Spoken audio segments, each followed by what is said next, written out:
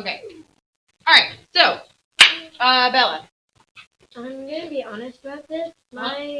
This whole section in my notes looks like a preschooler was just drawing random shapes. As long as you can tell what it means. Okay? Parker and then Davin, then we gotta move on. I think that's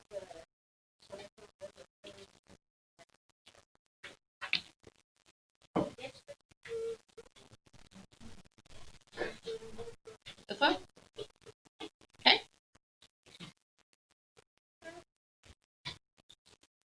Yes, Davin. Connor? go back to the family. Why do we classify things? No, just one of fellows. Yes.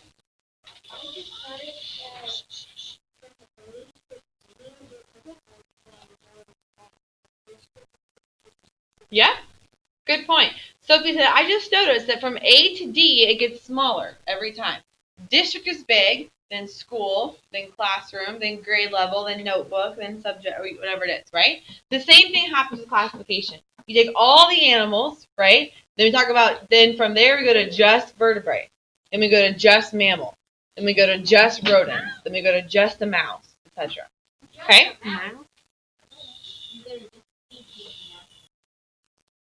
All right.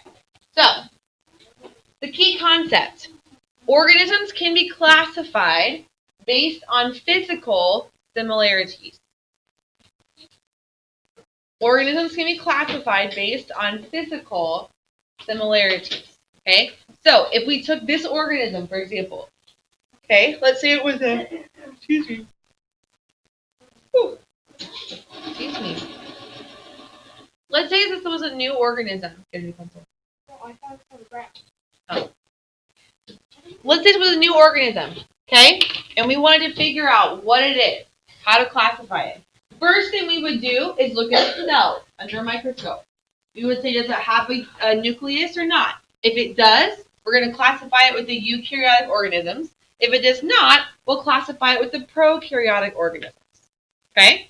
Then we're going to decide, okay, now that we know it's eukaryotic, okay, we got to figure out, is it kingdom Animalia, Plantae, Fungi, or Protista? So let's look at how does it get energy? How does it reproduce? What's the cell structure like? Etc. Okay?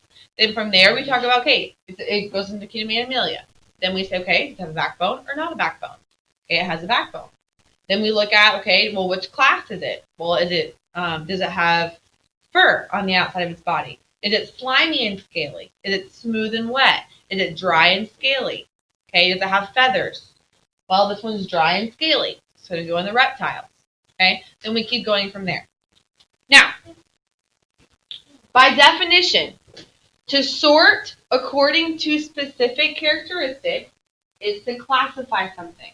Okay, if I wanted to classify our class, like I said on Friday, I could sort us first based off of boys and girls. Then I could sort us a little further based off of hair color. I could do it based on height.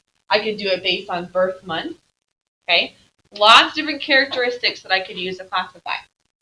A characteristic or trait is a distinguishing feature or quality, Connor, come on, that describes a person, place, or thing. Okay, a quality or a description that I can use to describe you. And then any living thing is an organism. Now, in order for something to be considered living, it has to meet a couple qualifications. Number one, it has to be able to move on its own. Number two, it has to be able to get energy somehow, or be like either by feeding itself or by creating energy inside of its own body. Number three, it has to be able to, did I say reproduce? No. Has to be able to reproduce. Okay? And I believe there's one more, but I can't remember what it is. But in any case, if something can do all of those things, then it is considered living. For example, in atom, oxygen, for example, that is not a living thing because oxygen does not reproduce, nor does it take in energy in any way. Okay? So, an organism is any living thing. So, what we're going to do now is a little activity. I'm going to put you into groups of either 2 or 3, but the rule is you have to have your mask on. Okay? I'm going to give you a plastic bag with a set of cards in it. Okay? These cards are all different kinds of organisms. Okay? We got cat, we got horse, we got eagle, we got sloth monkey thing, we got kangaroo. Thank you. Okay? Your job is to look at these organisms and classify them into groups. Nicholas. You done? Okay. Your job is to look at these organisms and pick one characteristic to separate them into groups. Okay? That could be what kind of body covering does it have? Does it have fur? Does it have feathers? Does it have scales? Could be where it lives. Could be its number of legs. Could be what it eats. Could be, is it a predator or is it prey? Okay? Any of those things. But the goal is each group is going to have different groups of animals based on what categories you put them into. Okay? Now, when you get in there a little slimy because the last class did this and then they wipe them down with the Clorox wipe.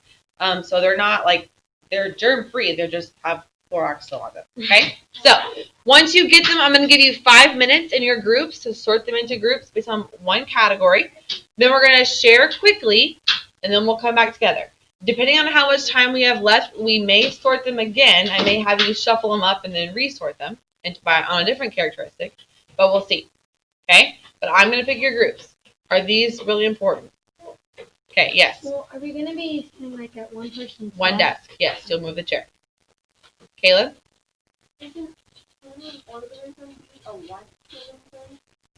Something that was living?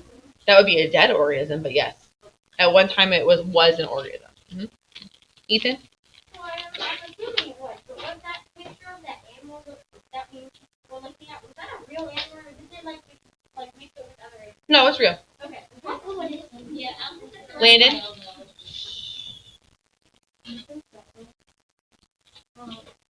So, also another way to